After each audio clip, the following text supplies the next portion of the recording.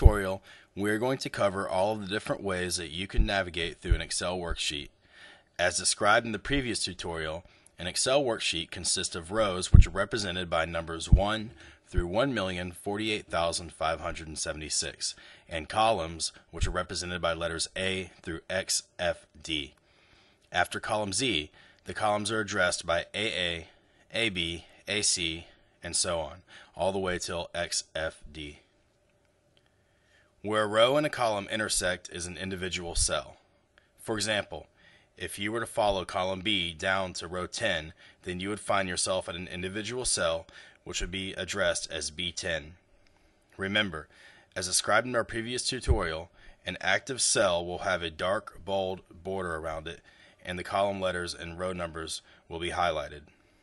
When a cell is active, any data, text, number, formulas, etc. will be entered into the active cell. You can also use your keyboard to navigate through Excel. It is simple and it is done just as you would probably expect. You can use the arrow buttons to move up and down from cell to cell. If you press the right arrow, then you will move right one cell. You remain in the same row number, but will move right one column letter. The same happens if you press the up, down, or left button on your keyboard. If you press Ctrl plus one of the arrows, then it will move you or activate the nearest cell which contains data, or is not empty. For example, if I was currently active in cell B4 and pressed Ctrl right, then it would activate F4 if cells C4 through E4 were empty. If you press the page up or page down button, then it will activate the cell that is exactly one page down or one page up. What is considered one page down or one page up depends on how much you are zoomed into the worksheet. For example, on my laptop using Windows Vista, when Excel is zoomed in at 100%, there are 25 visible rows.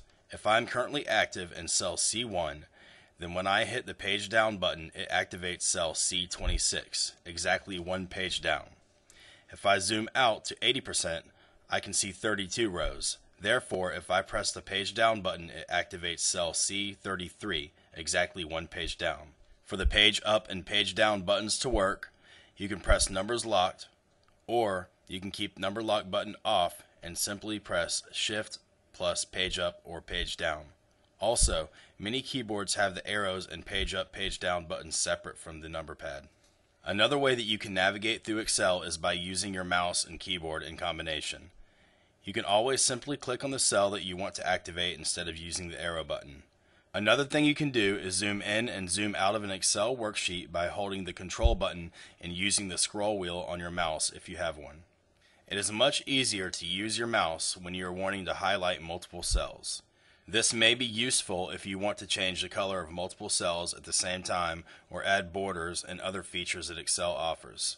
Using the mouse to scroll up, down, left, or right is also much faster than if you were to use the arrows on the keyboard. When scrolling with the mouse, Excel begins to scroll faster the more you move the mouse.